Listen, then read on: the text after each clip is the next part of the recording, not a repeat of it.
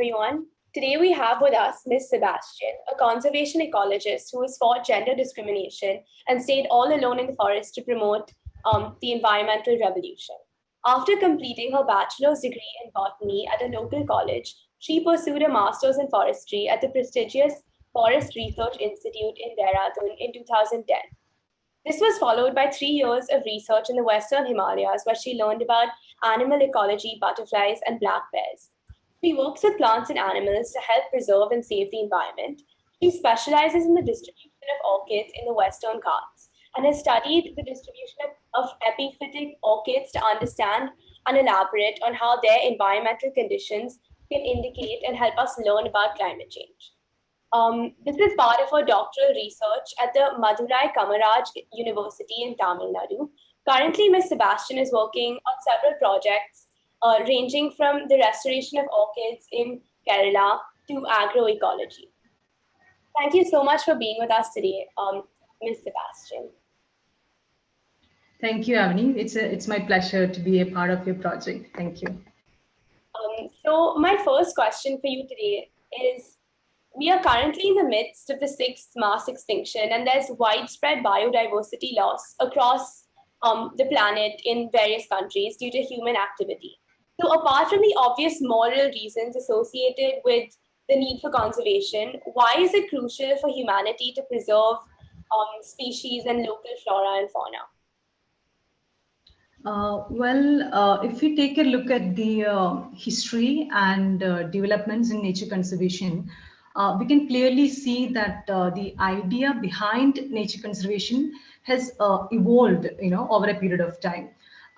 If we go back to like 17th century or even before that, sustainability was a normal thing. It was there in everyday life.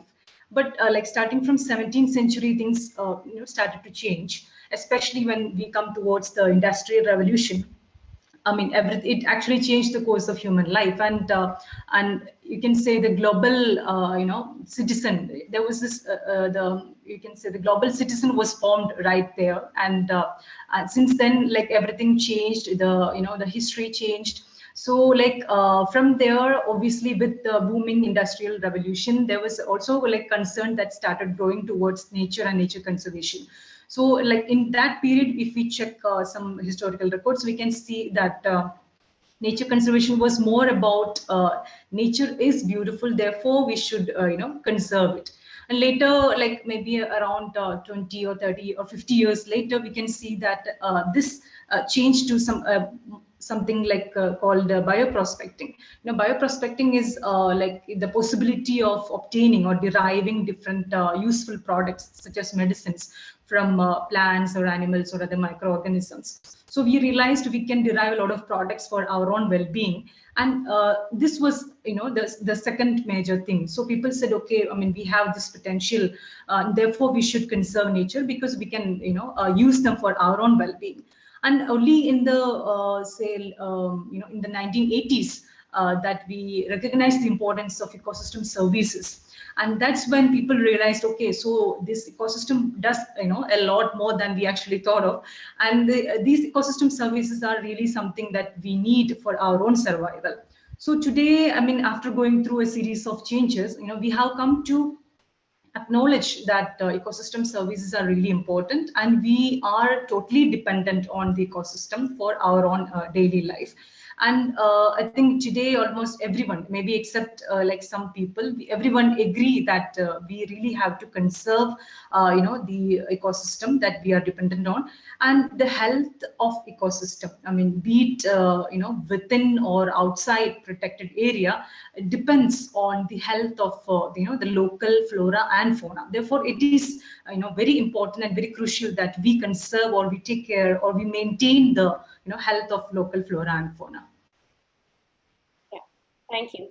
So my next question is that you've conducted extensive research on orchids, and in particular epiphytic orchids, which in the modern day is unusual and fascinating. But when I was reading about it, I noticed that you're not the first scientist to be fascinated by orchids. Darwin himself, in fact, published research on orchids right after his most famous publication, which was On the Origin of Species.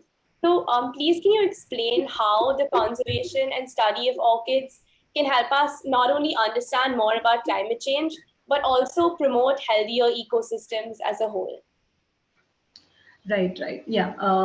So I worked on the ecology of epiphytic orchids in the Western Ghats of Kerala mainly.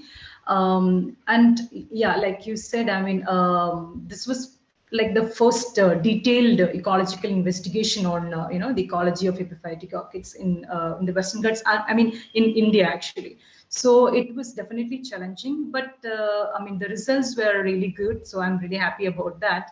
And one of the major research finding from my work was that these epiphytic orchids have got very specific preferences, or they respond to the availability of micro environments. And this if I may translate micro environment, it may be translated as micro habitat conditions that are supported by microclimatic conditions. So, and the availability of these micro environments actually stem from the diversity of the structural diversity of mature trees in a less disturbed or undisturbed forest.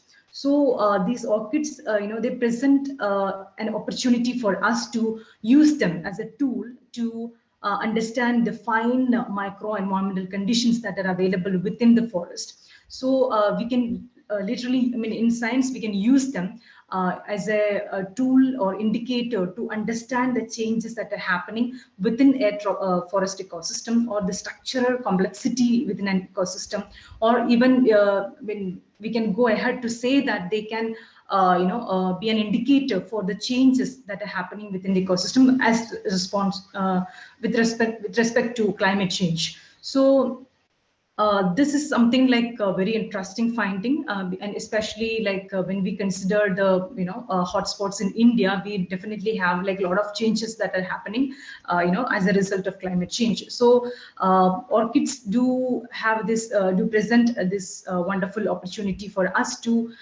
use them as a flagship species, just like a tiger.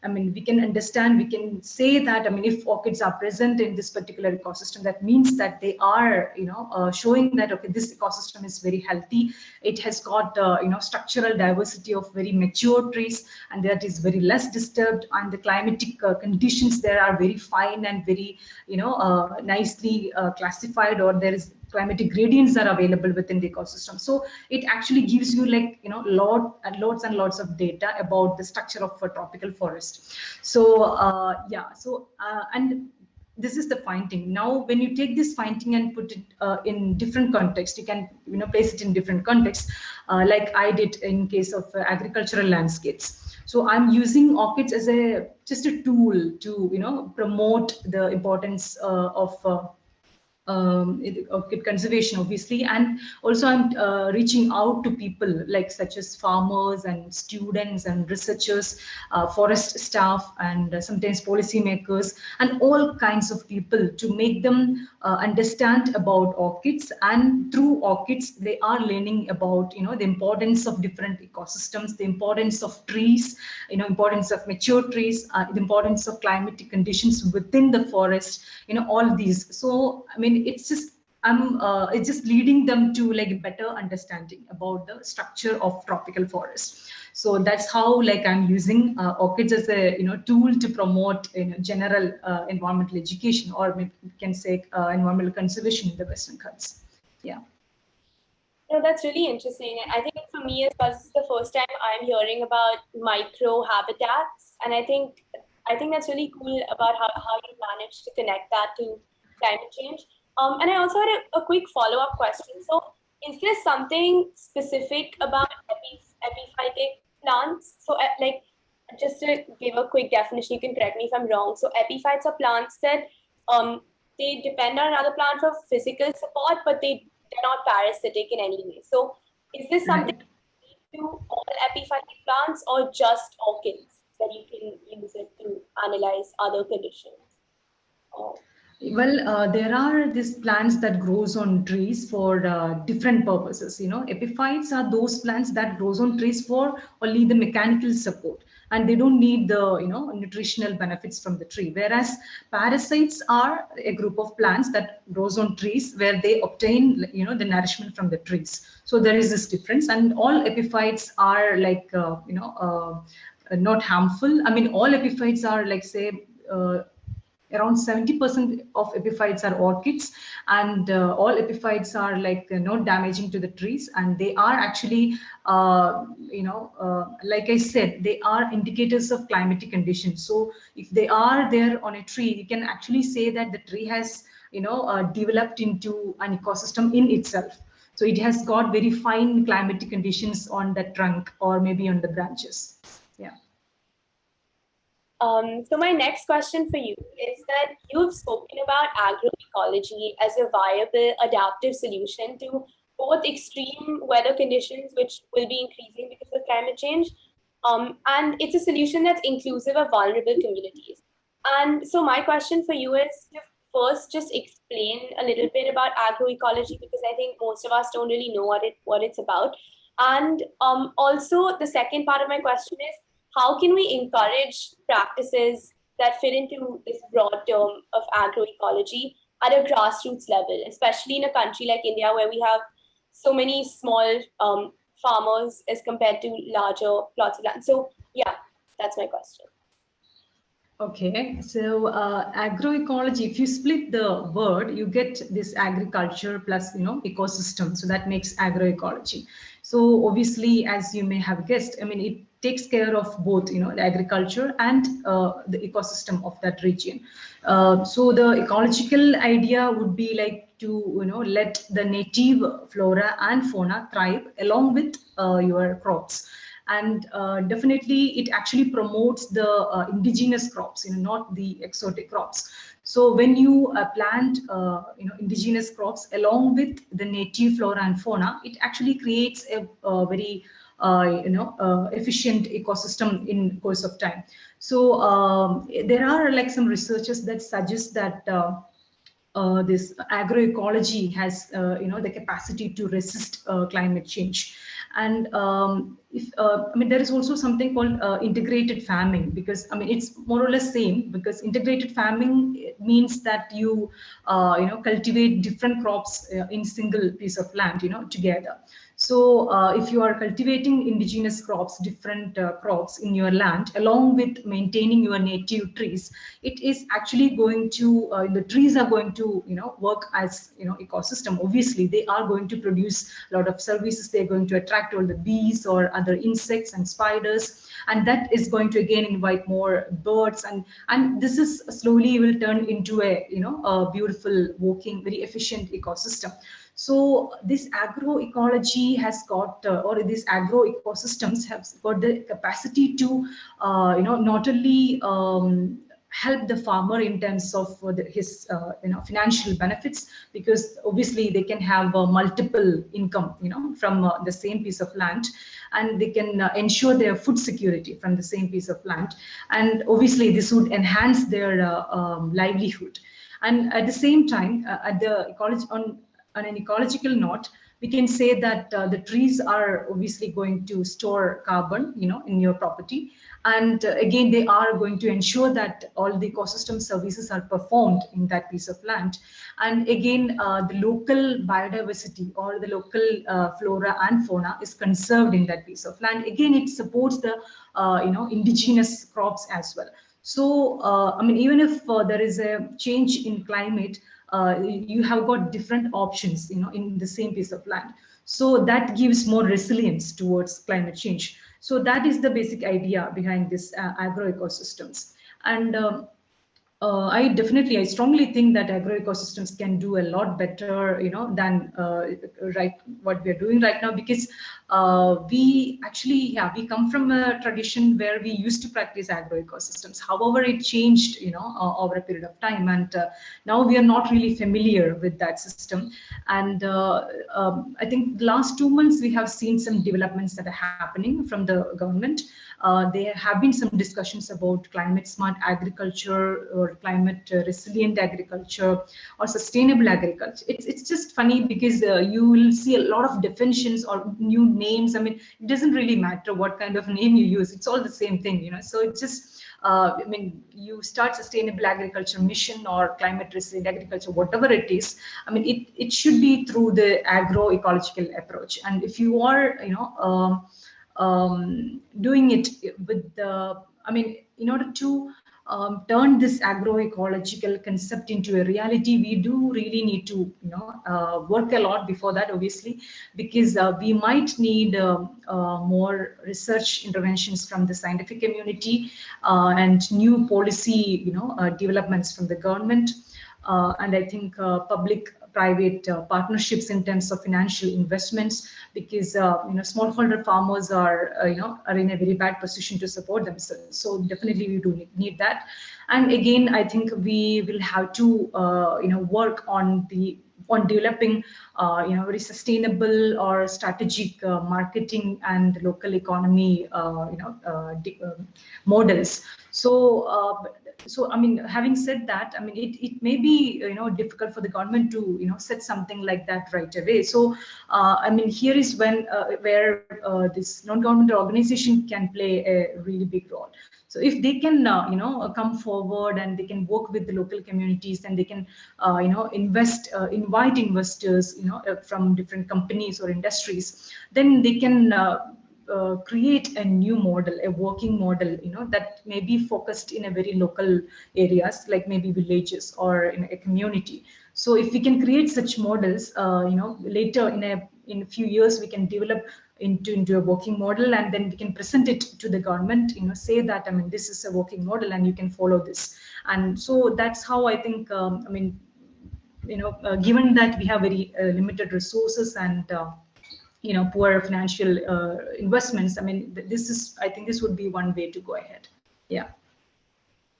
And I think definitely, like you said, it's going to be so important to localize it, because even within not only across India, but even within states, there's so many cultural differences, and there are, because obviously social reasons as well as geographical reasons. And like you said, agroecology takes into account and is like inclusive of these differences. And so I think it'll be really important moving forward to implement this if we conduct research that acknowledges all these differences and celebrates them. So, exactly. Yeah. And so my next question for you is, I was reading about your journey growing up in a village in Kerala, as well as how at several instances during your research journey, you had to confront gender bias. And so my question for you is, how have these experiences influenced your professional choices? And if they have, how is that? And additionally, through these experiences, why do you think it is important that climate solutions address various inequities, whether that's gender or socioeconomic inequities? Right. Yeah. Yes, I grew up in a village in Kerala, and this certainly had a humongous role in me opting a career in this. And I think further during my research, again, I faced a lot of discriminations based on the gender identity, but I always made sure that I didn't cave in, and I always stood up for myself. So that's something I'm really proud of. And I have seen like a lot of women researchers, especially in the field of forestry and wildlife, they start off their career as a PhD researcher, and once they are done with their PhD, they just end their research career. So that's kind of very common in India, and so I didn't really want to be one of them. So I made sure that even after finishing my PhD, that I'm still continuing my research. I am going to forest, and I am working with local communities. So I think that's how I should be doing my work. And I'm very glad to say that I have been able to reach out to a lot of people and students, and a lot of girls and some students have like let me know that they were inspired in some way. So that's really a great accomplishment for me. Yes, I mean there are some researchers that says that when women are involved in decision making regarding land use or resources, that tends to be more efficient, or that actually reduces the conflicts there. So, I mean, that's based on a research I'm saying. So, I mean, it's possible. I have a feeling that, if more women are involved in decision-making process, or if women are more concerned about the environmental issues, we might be able to solve a lot of issues that are happening around us right now. So I am also trying to learn more about this women in environmental conservation, because if you look at the, Indian history also, you can see that most of our environmentalists are women.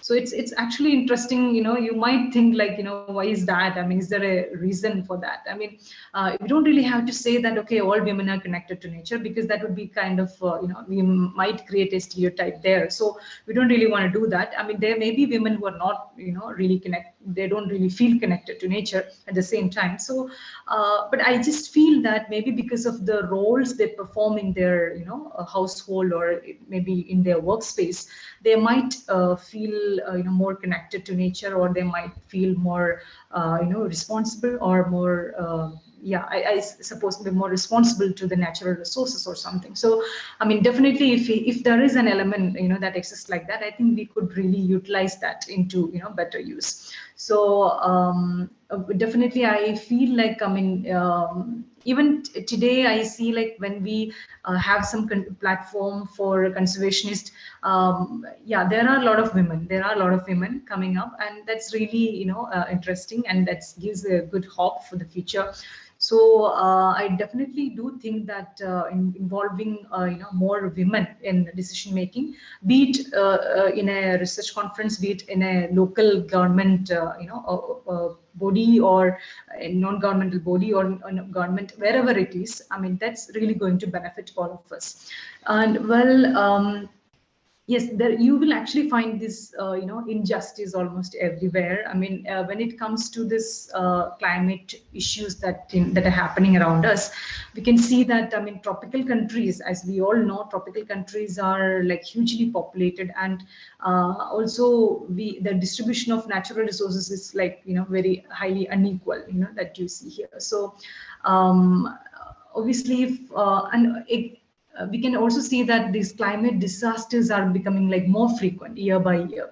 So, like, when this is just happening on top of this high population, huge population, and the unequal distribution of resources, therefore it's obvious that we are going to suffer tomorrow. So we might face all this, food insecurity, or poverty, hunger, malnutrition, death, and whatnot. I mean, following that, another set of things will come up. So obviously, we are really expecting all this, and I'm sorry to say, but some of my friends who are like climate scientists are not able to even sleep at nights. So that is the kind of situation we are in right now.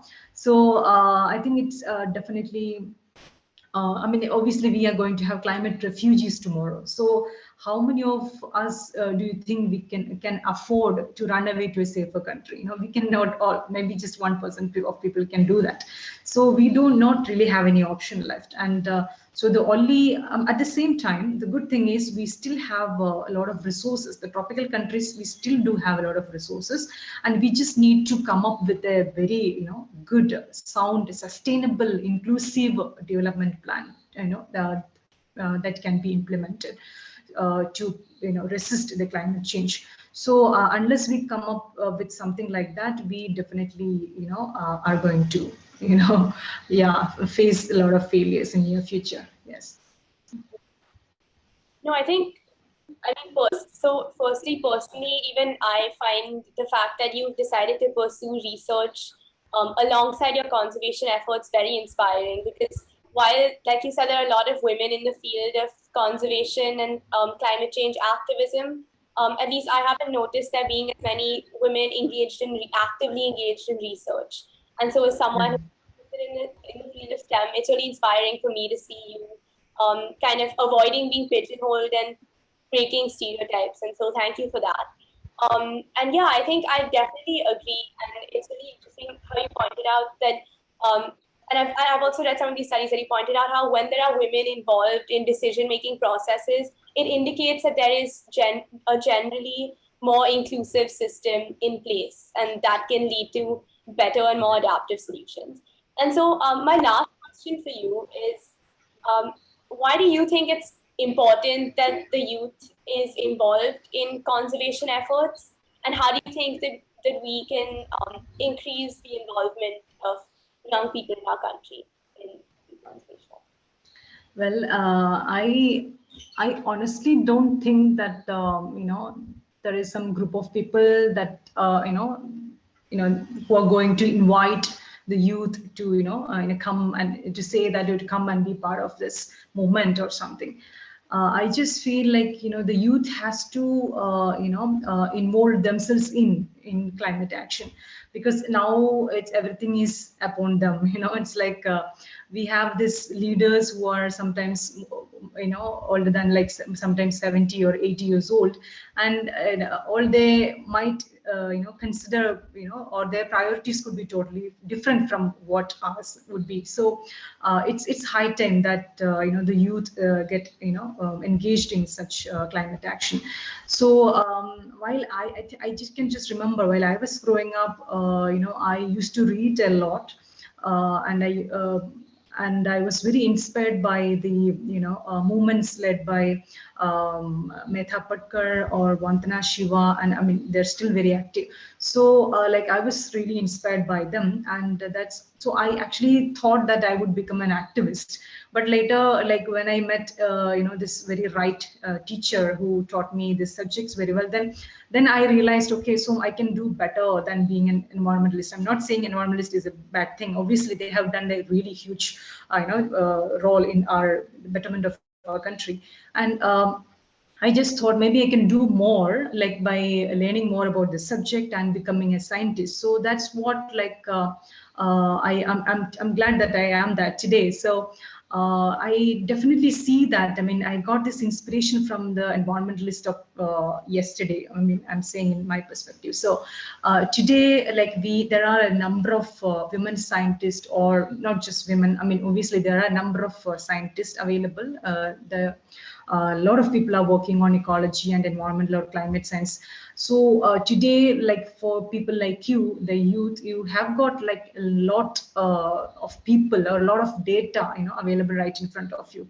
So you can, like how we received encouragement from the environmentalist. Today, you can, receive encouragement from the environmentalist and at the and from the scientist at the same time.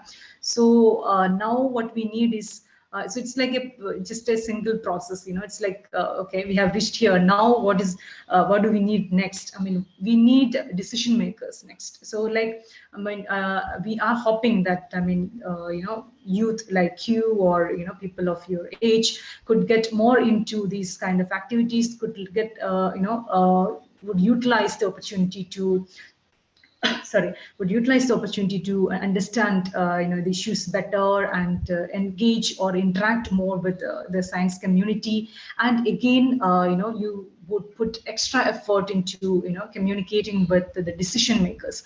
And I think that's where the importance should be, like going to right now. Because if we get like well informed, inspired decision makers, especially women, I think we really can do a lot better.